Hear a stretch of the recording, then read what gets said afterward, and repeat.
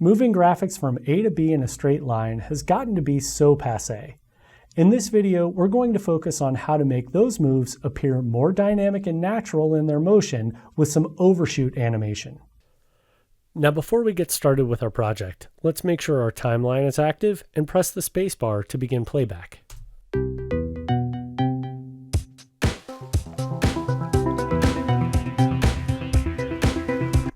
I'll just press the spacebar again to stop playback, and you can see I have a pretty basic animation. If I scrub with my current time indicator, you can see in this one section here, I have these pie pieces scaling up. And honestly, while the motion isn't just a straight linear move, it's still not quite interesting enough. I'd like it to actually have each piece sort of bounce into the scene. That method is called bounce and overshoot, and the easiest way to achieve that is actually through the use of an expression. Now, I have to admit, I'm not big on writing expressions, but I sure know how to browse through the internet and find expressions I can copy and paste into my projects.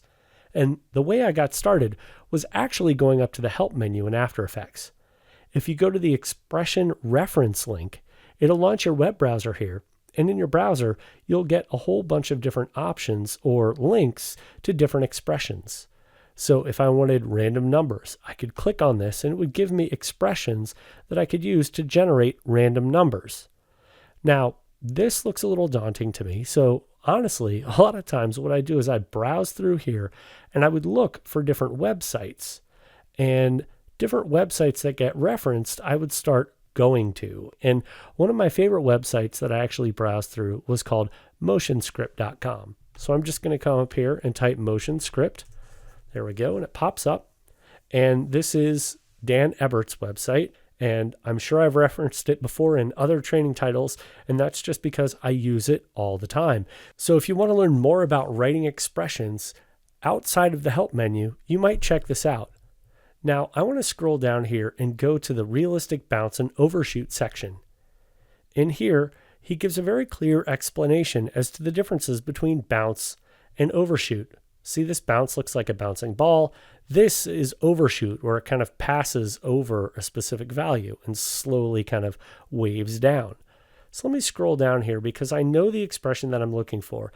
I'm looking for keyframe overshoot because I know I have two keyframe values and I want it to overshoot those values. So here, I'm just going to highlight at the bottom of the expression and click and drag up until I just select the expression, and I can go up under Edit and choose Copy. Now, I recommend actually pasting this into like a simple text document or a Word document or something just to kind of keep it for future reference. But since I have it in my copy buffer right now, I can just scroll down here and look for the largest pie piece. Let's select layer 12. And if you press U on your keyboard, that'll show you the keyframes. Now, these keyframes have already had ease applied to them.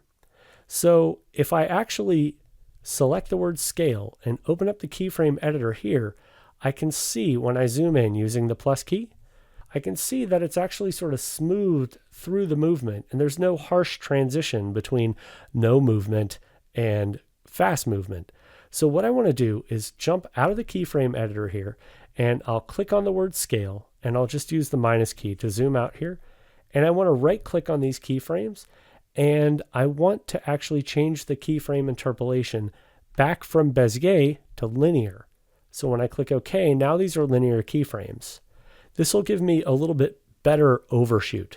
So with these two keyframes selected, I can go ahead and press Option on the Mac or Alt on Windows and click on the stopwatch, and that'll open my expression controls.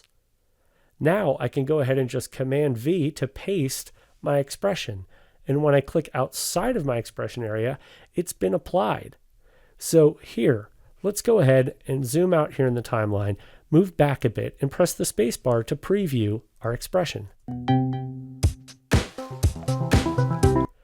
So I'll press the space bar to stop playback here, and you notice the bounce really wasn't that drastic. It was there, but it was just a little bit. Well, I can accentuate this just by moving the keyframes closer together. Now if we preview this, you'll see a little more bounce. I can also come down here, and if I click on my expression, I could change the frequency or the decay values. The decay is how quickly the bounce will stop bouncing, And the frequency is, how many bounces before the decay starts. So I'll go ahead and just click outside of there because we've successfully applied our bounce expression.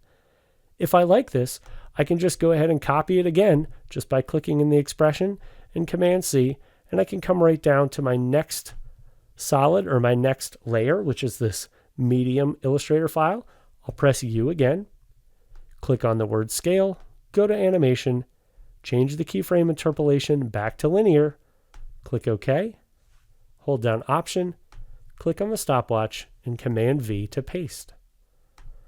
Then if we just click outside of that expression one more time, you can see it's now applied to the next shape. So of course, we can tweak this more by moving these keyframes closer together and go on and on throughout the rest of the project. So I hope you can see once you actually find an expression you like, it pays to just copy that expression and paste it somewhere where you can reference it in the future. Because honestly, once I found a couple of expressions I liked, I started building a library of expressions that I could just reference and use over and over again for all my future projects.